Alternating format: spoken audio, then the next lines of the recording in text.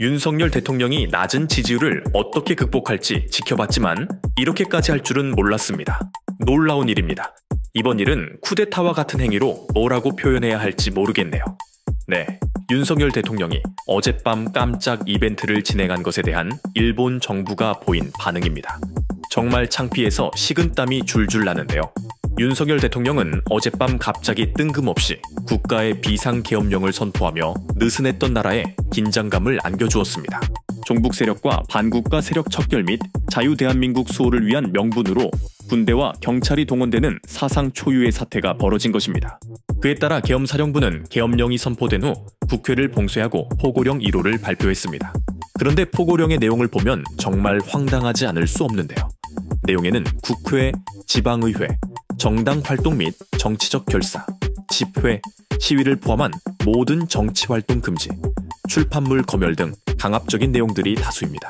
또한 위 내용들을 위반할 시 영장 없이 체포, 구금, 압송할 수 있으며 계엄법에 따라 처단될 것이라고 합니다.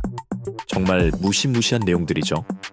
윤석열 대통령 정부가 계엄령 사태에 성공했다면 윤석열 정부의 반대를 드는 사람들은 모두 빨갱이로 몰려서 체포될 뻔했다는 생각을 지울 수가 없습니다. 하지만 사실 이 내용들은 모두 헌법과 법률을 위반하는 내용 투성이라서 법적인 정당성이 없는 내용들입니다.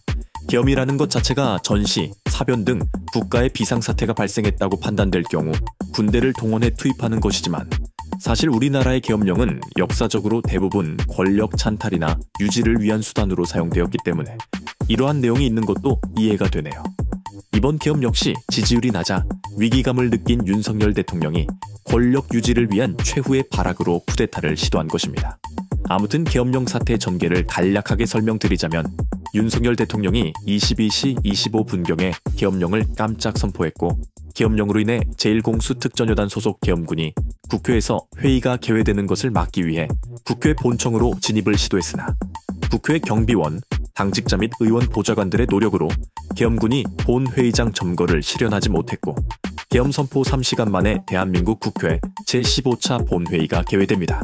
그리하여 비상계엄 해제 요구 결의안이 상정되었으며 재석 인원 190명 중 찬성 190표 만장일치로 계엄 해제 결의안이 가결되자 대통령이 해제하겠다는 의사를 밝히면서 3시간 만에 사태는 종료되었습니다.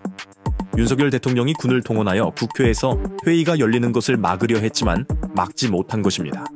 그러나 사실 여론은 막지 못한 것이 아니고 현장의 계엄군 병사들이 막을 의지 자체가 없었던 것으로 보고 있는데요. 계엄군 병력들은 출동할 때부터 설렁설렁 걸으면서 출동했고 시민과 보좌관들의 저항에도 적극적으로 대응하지 않는 등 비무장 민간인을 상대로 전투 의지가 일절 없는 모습을 보여주었습니다. 위에서 내려온 명령을 대놓고 거부할 수도 없는 노릇이고 민간인들을 강제로 진압하기도 곤란하니 대충 동작만 취하며 회의가 개회될 때까지 시간을 벌어준 것 같네요. 제가 병사였어도 이런 위법적인 쿠데타에 가담하기는 싫었을 것 같긴 합니다. 그런데 여러분, 지금 키르기스스탄에 사디르 자파로프 대통령이 방한 중이라는 사실을 아시나요? 아니 다른 국가의 원수가 방한 중인 상태에서 꼭 이랬어야만 속이 시원했던 걸까요? 사디르 자파로프 대통령이 얼마나 황당해했을지 상상도 안 되네요.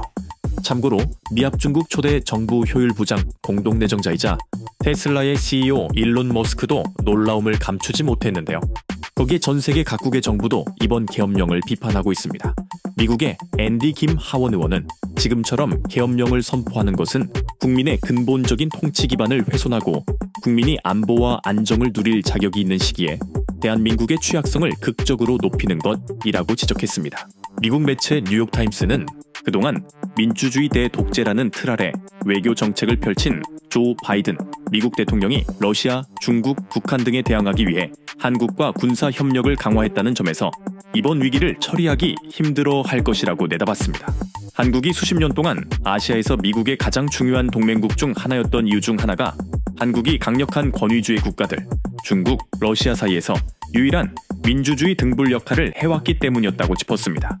이어서 지지율이 낮은 이유로 야당과 의회를 겨냥해 계엄령을 선포한 것은 2021년 도널드 트럼프 대통령의 지지자들이 바이든 대통령이 대선에서 승리하자 국회의사당에 난입하는 등 폭동을 일으켰던 사건을 연상케 한다고 하는데요. 저는 이번 계엄령 사태가 동덕여대 불법 시위대의 폭동과 유사한 점이 보이네요. 이 밖에도 미국의 CNN과 로이터 통신, 영국 BBC 등 다수 외신은 현 상황을 충격으로 표현하며 보도했습니다. 영국 매체 가디언은 윤석열의 권위주의에 대한 향수를 건 도박은 어리석은 것으로 판명되었다 라고 말하며 지적했습니다. 미국의 CNN은 솔직히 말해 이런 일이 일어난 건 기괴하고 그 누구도 설득할 수 없을 것 같습니다. 이는 명백한 정치적 움직임으로 보입니다. 라고 말했습니다. 대부분의 외신들은 윤 대통령이 표면적으로 반국가 세력 척결을 주장하지만 그가 이번 계엄령을 통해 실제로 무엇을 하려고 했는지 구체적이고 타당한 설명이 부족하다는 의견을 드러내고 있습니다. 이처럼 외신들마저 이번 계엄령 사태를 일으킨 윤석열 대통령에 대한 지적을 멈추지 않고 있는데요. 특히 미국과의 외교에서 문제가 심각하게 두드러지고 있습니다. 이번 계엄령 사태에 대해 미국의 트럼프 당선인은 아직 이에 대한 입장을 내지 않았지만 측근인 일론 머스크가 충격적이라는 반응을 보인 것을 보면 앞으로 미국과의 외교에 좋지 않은 영향을 미칠 것으로 예상됩니다. 아니 지금 세계 각국 정상이 트럼프 당선인과 앞다퉈 만나려고 길을 쓰고 있는데 우리 한국은 오히려 외교 점수를 깎아 먹어도 되는 걸까요? 참고로 지금 바이든 대통령이 윤석열 대통령의 계엄 선포가 3시간도 버티지 못한 것을 보고 쪽팔려서 어떡하나 라고 생각할 것 같네요. 한편 경제적으로도 타격이 꽤 큰데요. 계엄령 선포로 인해 원달러 환율이 2년여 만에 최고 수준까지 치솟았다가 국회 계엄해제 결의안이 통과된 이후 1410원대로 진정세에 들어갔지만 단기적으로 1450원까지 오를 것으로 전망하는 금융사도 있습니다. 아무튼 전 제가 살아생전 계엄 사태를 직접 보게 될 줄은 상상도 못했는데 이거 참 스펙타클하네요. 여러분은 이번 사태에 대해 어떻게 생각하시나요?